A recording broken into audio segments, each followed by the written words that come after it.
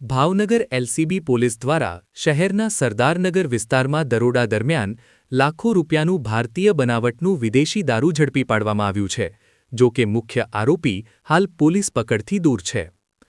ભાવનગર રેન્જના આઈજી રાજેન્દ્ર અસારી અને જિલ્લા પોલીસ વડા ડોક્ટર નિતેશ પાંડેયના માર્ગદર્શન હેઠળ ભાવનગર લોકલ ક્રાઇમ બ્રાન્ચને શહેર અને ગ્રામ્ય વિસ્તારમાં વિદેશી દારૂની પ્રવૃત્તિઓ સામે કડક કાર્યવાહી કરવાની સૂચના આપવામાં આવી હતી. તે દરમિયાન એલસીબી પોલીસ પેટ્રોલિંગમાં હતી ત્યારે બાતમી મળી હતી કે સરદારનગર વિસ્તારમાં રહેતો કલ્પેશ હસમુખભાઈ બારૈયા પોતાના રહેણાંક મકાનમાં ભારતીય બનાવટનો ઇંગ્લિશ દારૂનો જથ્થો રાખી વેચાણ કરે છે.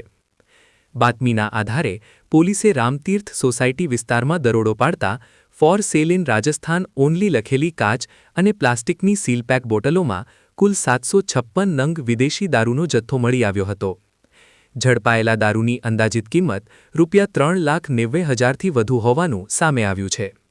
પોલીસે સમગ્ર મુદ્દામાલ કબજે કરીને આરોપી કલ્પેશ બારૈયા સામે ઘોઘા રોડ પોલીસ સ્ટેશનમાં પ્રોહિબિશન એક્ટ હેઠળ ગુનો દાખલ કર્યો છે. હાલ આરોપીને પકડવા માટે પોલીસ દ્વારા શોધખોળ હાથ ધરવામાં આવી છે. રિપોર્ટર ફિરોઝ મલેક, ભાવનગર.